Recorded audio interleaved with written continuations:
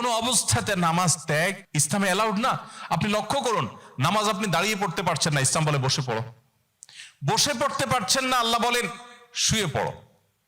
শুয়ে শুয়ে আপনি হাত পা নাড়াতে পারছেন না, ইসলাম আপনাকে নির্দেশ করছে মনে মনে তুমি নামাজ আদায় করো। আপনাকে ওযু করে নামাজ পড়তে হবে, ওযু করতে পারছেন না, ইসলাম বলে তুমি তায়াম্মুম করো। আপনি তায়াম্মুম করতে যদি অপারগ হন, তায়াম্মুমের ব্যবস্থা নাই, ওযুর ব্যবস্থা নাই, তাহলে যে অবস্থা আছেন সে অবস্থা আপনাকে নামাজ আদায় করতে হবে। নামাজের জন্য সতর ঢাকা ফরজ, কিন্তু এমন কোন পরিস্থিতিতে আছেন, আল্লাহ মাফ করুক, আপনার সতর ঢাকার ব্যবস্থা নেই, তাহলে ওই অবস্থায় আপনাকে নামাজ আদায় করতে হবে। আপনি যদি এমন কোন পরিবেশে থাকেন যেখানে আপনার পবিত্র কাপড় থাকা নামাজের জন্য পূর্ব শর্ত, অথচ আপনার কাছে পবিত্র কোনো কাপড় নাই, তো ইসলাম ওই অবস্থা আপনাকে নামাজ পড়তে বলে।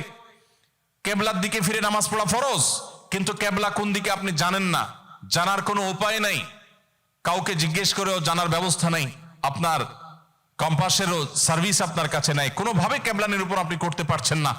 এই রকম পরিস্থিতিতে অনুমান করে এই দিকে কেবলা হতে পারে ধারণা করে সেই দিকে ফিরে নামাজ পড়তে হবে, তারপর আপনাকে নামাজ আদায় করতে হবে। ভাইরা আমার, নামাজের গুরুত্ব এত বেশি বুঝেছেন সাহাবা ইকরাম যে যুদ্ধের মধ্যে, রণাঙ্গনের মধ্যে পর্যন্ত তীর এসে লেগেছে পায়ে, কিন্তু নামাজ ছাড়েননি। ওমর রাদিয়াল্লাহু তাআলা আনহু খলিফাতুল মুসলিমিন, তিনি বলেছেন লা হাজ্জা ফিল ইসলাম লিমান তারাকা সালাহ, যে ব্যক্তি নামাজ ছেড়ে দেয়, যে ব্যক্তি নামাজ পড়ে না, এর ইসলামে কোনো অংশ নাই, সে নিজেকে মুসলিম দাবি করবার কোনো অধিকার নেই।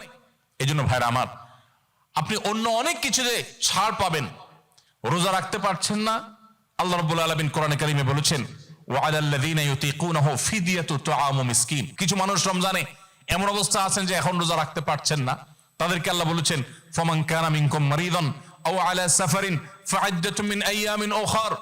কেউ যদি অসুস্থতার কারণে, সফরে থাকার কারণে রোজা রাখতে কষ্ট হয়, তাহলে সে রমজানের রোজা না রেখে এই কয়েকটা রোজা, যেগুলো সফর কিংবা অসুস্থতার কারণে, কারো জ্বর হয়েছে, অসুস্থ হয়েছেন, রোজা রাখাটা টাফ হচ্ছে, তার পানি পান করতে হবে, তাকে মেডিসিন নিতে হবে, না হলে তার বিপদ হতে পারে, এইরকম সিরিয়াস পর্যায়ে অসুস্থ হলে আল্লাহ তাআলা তার জন্য কোরআনে বিধান দিয়েছেন সে এই রোজাগুলো ভেঙে রমজানের বাইরে অন্য সময় রোজা রাখতে পারবে।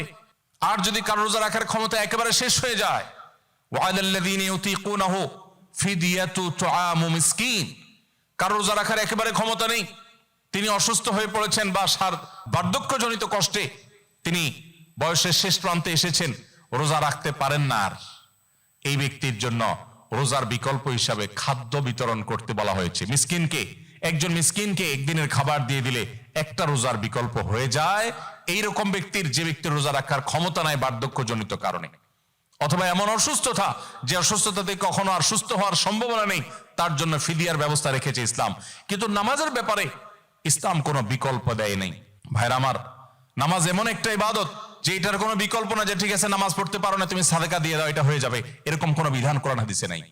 অতএব আমরা যদি নিজেদেরকে মুসলমান পরিচয় দিতে চাই, আমাদের ইসলামটাকে আমরা ধারণ করতে চাই, তাহলে আমাদের 5 ওয়াক্ত নামাজকে সর্বোচ্চ গুরুত্ব দিতে হবে, যেই কোনো পরিস্থিতিতে আদায় করতে হবে। অনেক সময় হীনমন্যতা কাজ করে যে আমার এখানে কেউ মুসলমান না, আমি একা মুসলমান, একা নামাজ পড়লে সবাই তাকায় থাকবে, নামাজের কোনো আলাদা জায়গা নেই, তো তাকায় থাকবে।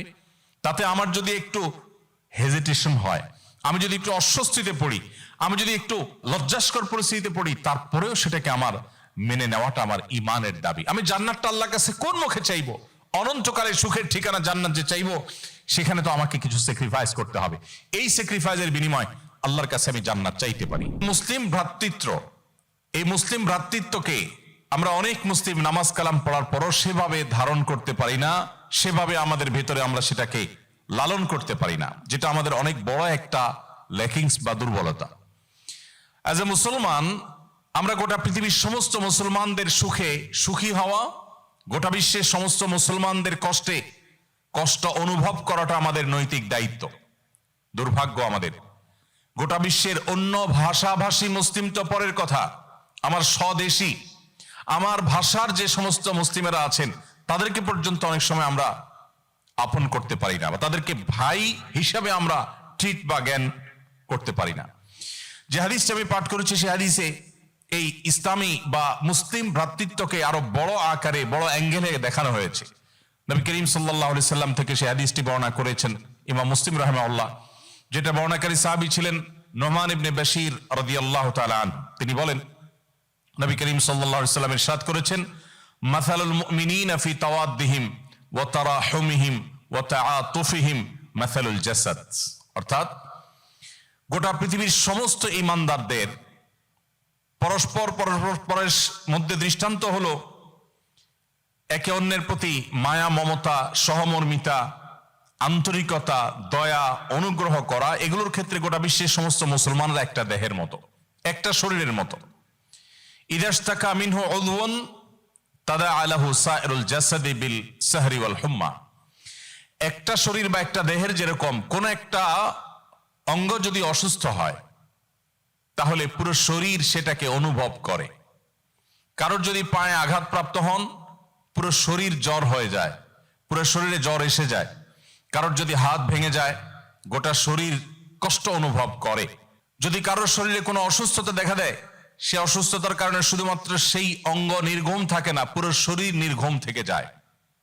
নবী করিম সাল্লাল্লাহু আলাইহি সাল্লামের এই ঐতিহাসিক হাদিস আমাদেরকে বিশাল বড় একটা দায়িত্ববোধের কথা স্মরণ করিয়ে দেয়। আর সেটি হলো গোটা পৃথিবীর যে কোনো প্রান্তে কোনো মুসলিম কষ্টে নিপতিত হবে সে কষ্ট আমার মধ্যে অনুভব হতে হবে। পৃথিবীর যে কোনো প্রান্তে মুসলিম যখন ভালো কোনো অ্যাচিভ করবে, অর্জন করবে, সেটাকে আমার খুশির কারণ হিসাবে ধারণ করতে হবে।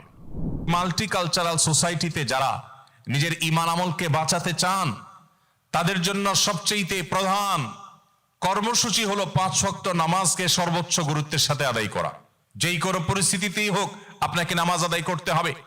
প্রিয় ভাইরা আমার, আমরা সেই রাসূলের উম্মত যে রাসূল সাল্লাল্লাহু আলাইহি সাল্লাম জীবনের শেষ মুহূর্তে অত্যন্ত কষ্ট করে যখন মাত্র 20-25 গজ দূরে নিজের বাসা থেকে মসজিদ এতটুকু দূরে গিয়ে নামাজ আদায় করার মতো শক্তিও ছিল না, তখন আমাদের প্রিয় নবী সাল্লাল্লাহু আলাইহি সাল্লাম একদিকে হামজা রাদিয়াল্লাহু তাআলা আনহু, আরেকদিকে আলী রাদিয়াল্লাহু তাআলা আনহুর কাঁধে দুটি হাত রেখে, দুইজন সাহাবী আলী রাদিয়াল্লাহু তাআলা এবং আরেকজন সম্ভবত আব্বাস রাদিয়াল্লাহু তাআলা আনহু, দুজনের কাঁধে দুটি হাত রেখে পুরো শরীরের ভার তাদের উপর ছেড়ে দিয়ে তারপরে পাওকে মাটিতে টানতে টানতে টেনে হেঁচড়ে নিয়ে তারপর তিনি জামাতের সাথে নামাজ আদায় করেছেন। তারপর নামাজ তরক করেন নাই।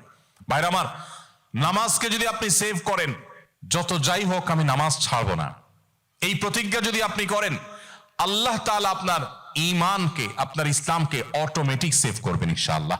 এই জন্য ভাই, আপনি জব করছেন, চাকরি করছেন, আপনার পেশাবের জন্য, আপনার ওয়াশরুমে যাওয়ার জন্য যে সময়টা আপনি পাবেন, ওই সময়টা থেকে বাঁচিয়ে হলেও আপনি অন্তত ফরজ নামাজগুলো আপনাকে পড়ে ফেলতে হবে। আস-সুন্নাহ ফাউন্ডেশন, উম্মার স্বার্থে সুন্নাহর সাথে।